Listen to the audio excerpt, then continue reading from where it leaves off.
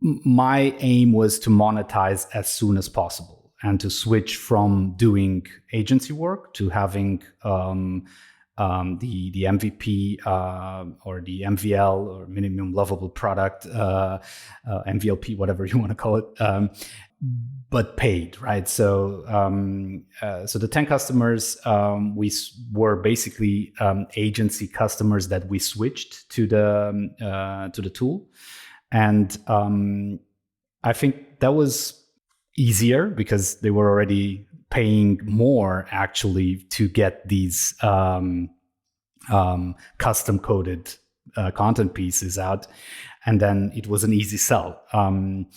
But the next phase was the harder one, because we hit a point where we already had a few people in the team, so we were not paying ourselves; we were paying people in the team to build out the product.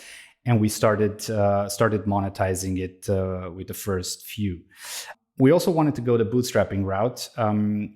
We did a small befriended angel round, but we kept the lion's share, most of the company. So we didn't dilute, but we knew we needed a bigger capital infusion. And I think this was an interesting moment for us, another pivotal moment, as we looked around and we decided to do something we had no experience with, something that could have backfired, and that is we did a lifetime deal, a limited deal with a group of potential customers or of that became customers, marketers and salespeople, and we got a big enough capital infusion on the one side, and secondly,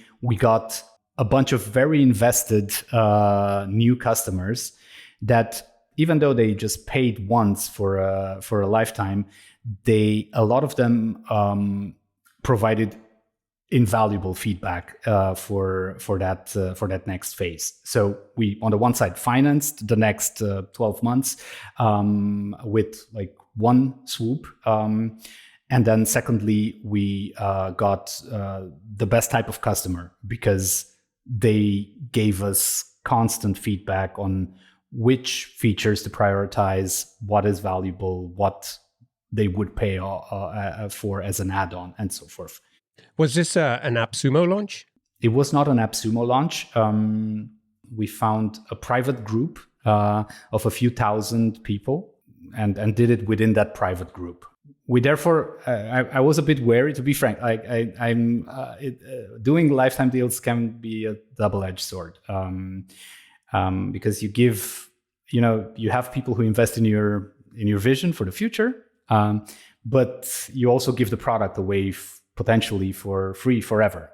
And there might be not another way to monetize or upsell or, In our case, I looked at AppSumo.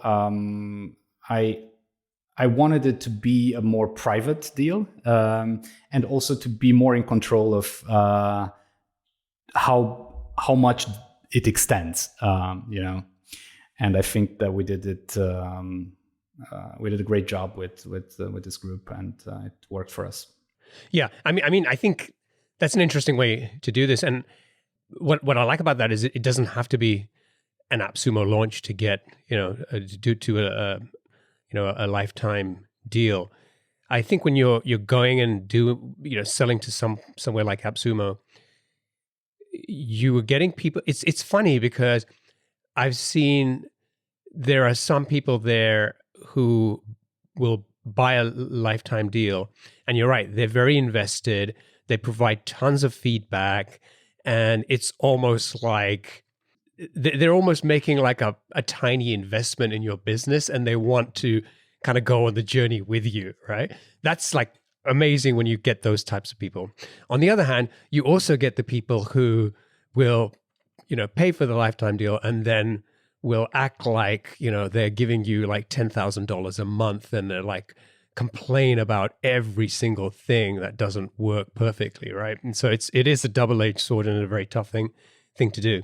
I've never heard of anybody kind of going into a kind of a private community and doing that, but it kind of totally makes sense. How did you find that community, and was it just somebody you knew, or was it, you went out on a search to find the right place?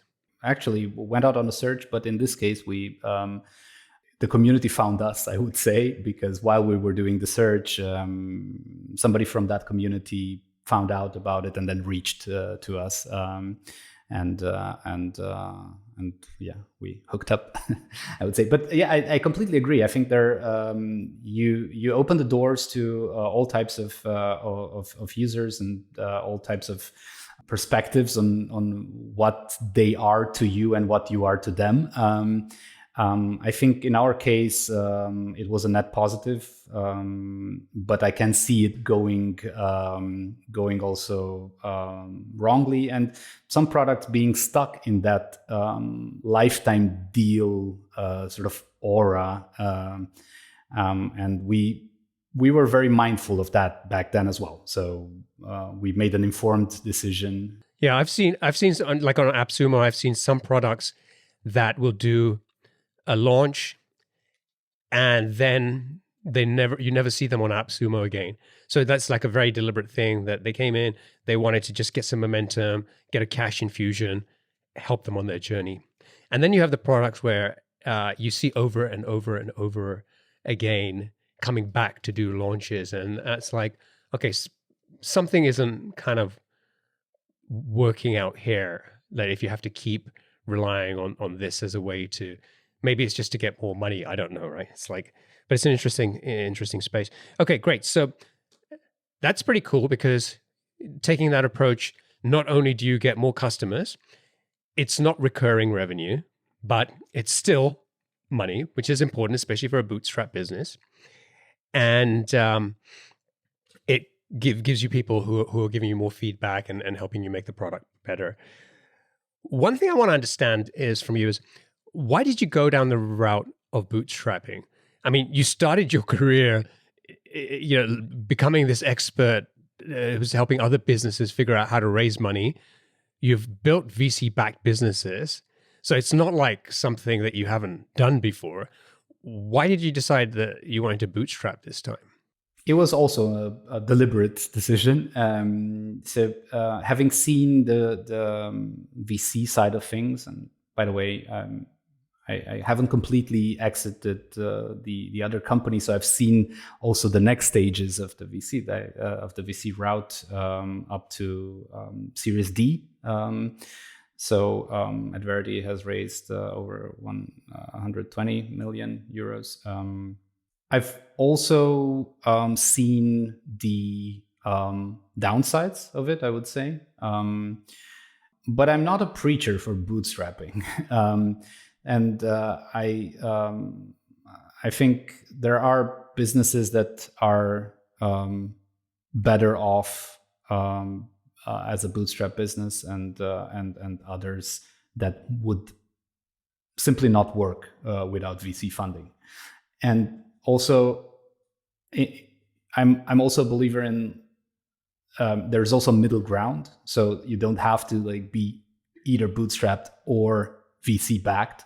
You can be capital efficient and get the capital that you need at a specific stage, and then get to profitability or wherever you need to go, growth, and hit those goals, and then go to the next stage. So I think making these decisions in a logical, deliberate way is the way to go. In the case of Brand Quiz, back then, Involve Me Now, I did have I had the privilege of having the best of contacts in Vienna and Austria, having been seeing the birth of the startup scene here. I told you in the beginning, right? So I reached out to a few venture capitalists, talked with them, told them like where I see the product evolving into, and asked them, like, do you think this is a VC backable thing? So I made an informed decision after discussing it with people who I would argue had a better view on or a more holistic view on market-wise.